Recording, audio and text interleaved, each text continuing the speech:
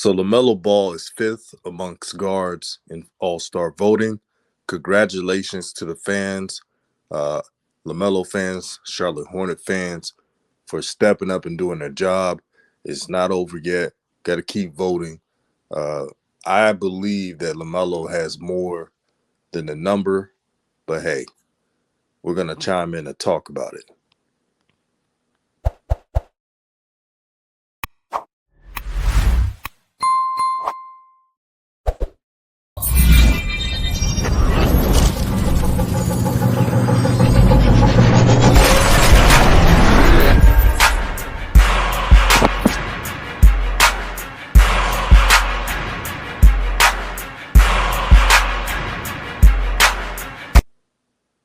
What's good, everyone? This is DJ's Raw and Cut Truth, giving you the raw content that you deservedly need.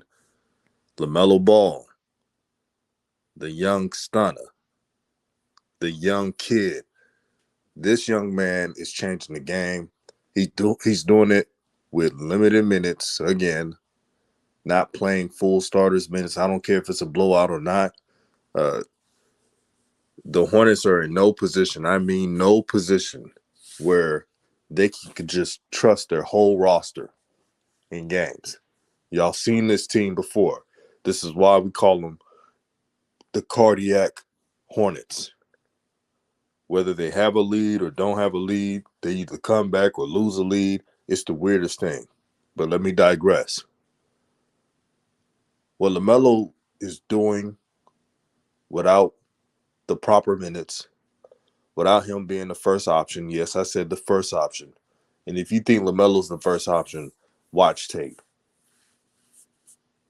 When they're looking for a score, they go to Terry Rozier and Gordon Hayward, since they paid those two all that money. That's just the truth. But there's some things that have been interesting in regards to All-Star voting. Now, I told you what they were going to do to DeRozan. Let me show you. Now, if you see right there, DeRozan is listed as a guard. Now, most of us that's been watching basketball for more than two decades know that DeMar DeRozan is not a guard. He is a small forward. He has been listed as small forward. This is the same stuff they tried to do a couple years ago with Kawhi. They listed him as a guard, knowing damn well Kawhi Leonard is a straight-up small forward. Also, I don't mind the other guards being top of that list in voting, but something is weird. With LaMelo's fanfare, don't try to lie to the people and say that he only had 400,000 votes. I don't believe that.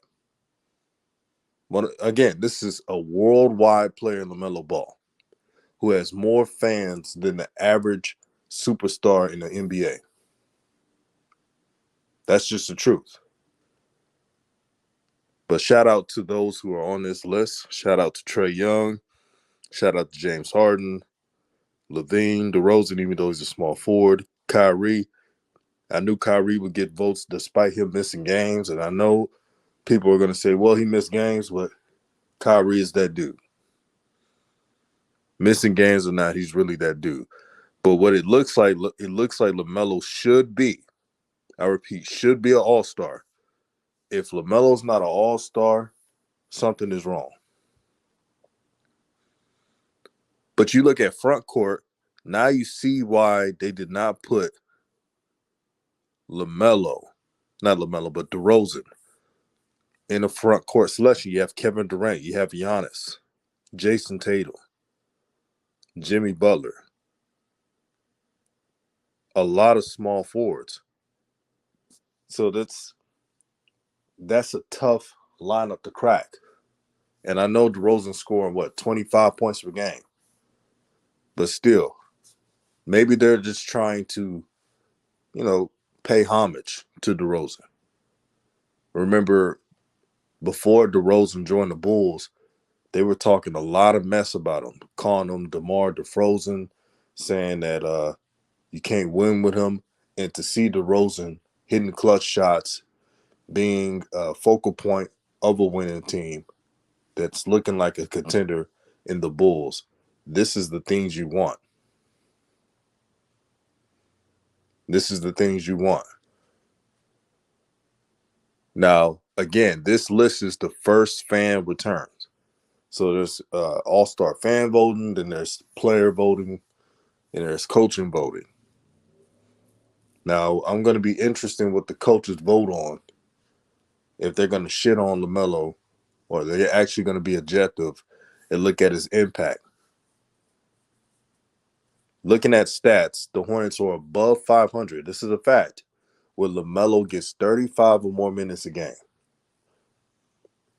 As a team like the Hornets, who always talk about they use analytics and that they are so next level and above a lot of franchises in the NBA, they're really behind and lethargic. How are you going to go against analytics and you say you're for analytics? It makes no sense. It makes no sense at all. Throughout the weeks, I've been getting messages from Super Borrego fans who say, well, they're at 500, like it's an accomplishment. Listen, if your favorite team is right at 500 right now, that's not an accomplishment. And I get it, Hornet fans, most of you have seen mediocrity a lot.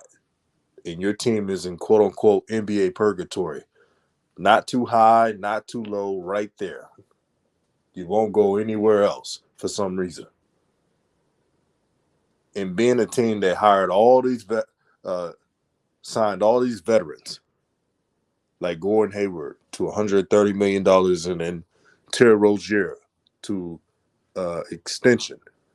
And then you give your buffoon head coach, JB, an extension. That's a sign of going backwards. When you're building teams, you got to build from the ground up. So you have to match with your star point guard, with whoever you draft, their skill set.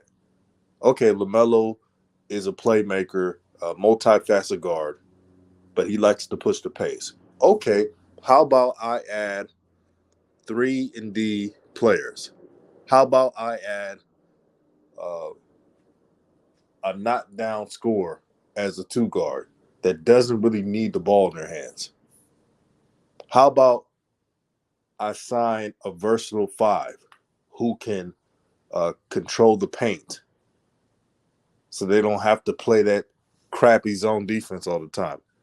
How about the Hornets management actually think for once? This shouldn't be hard, but the Charlotte Hornets are one of those teams that make it way harder than what it is. And there's a lot that I blame in Charlotte. Local media. You guys got to ask tough questions better. I'm tired of watching the Hornets. And when I watch them, I see a bunch of lame questions, safe questions to JB, where he's so comfortable. I mean, it's like it's rehearsed. It literally looks like it's rehearsed. The only time I listen to James Borrego's interviews is to hear if he says any other dumb stuff. But besides that, I'm never impressed. See, if this was New York, if this was LA, and all those pressure cooker cities, I call it, where if you're in the sports world, you better perform. One of those places. Oh, yeah, they would have asked. If JB was in New York, man, they would have grilled him. But that's why James Borrego likes Charlotte. He really doesn't have to win that much with them.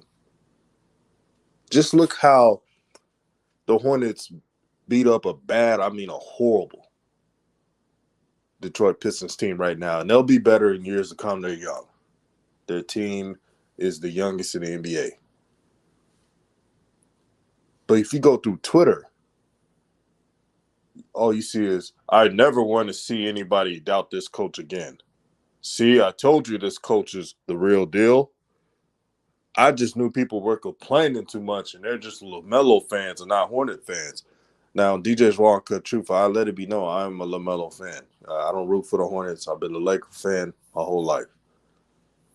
I make no mistakes about it. I'm not going to be one of these YouTubers that just try to, oh, I'm Mr. Objective. I'm Mr. I'm down with the Hornets, and I talk about everybody. Everyone who has joined this whole stratosphere in quote unquote ball content on anything, they're a fan of the players, not the team.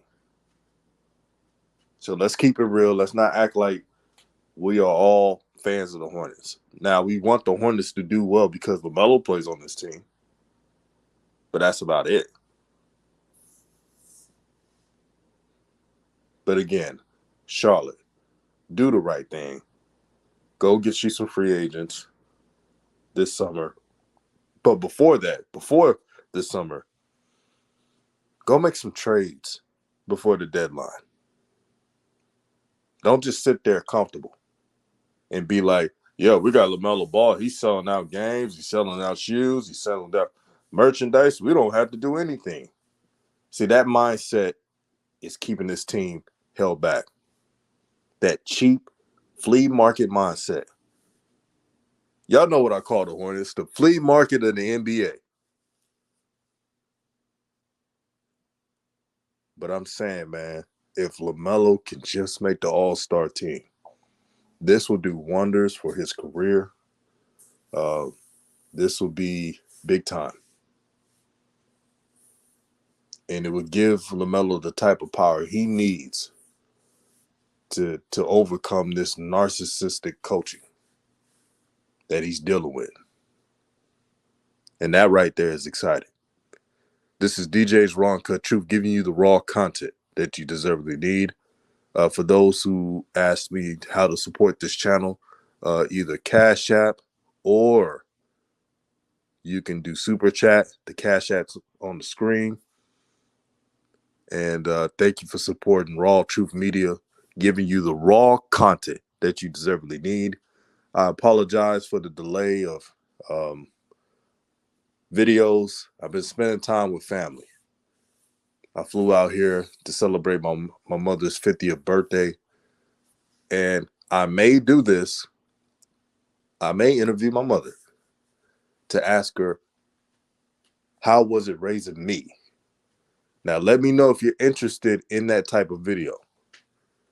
But I think it would be dope. And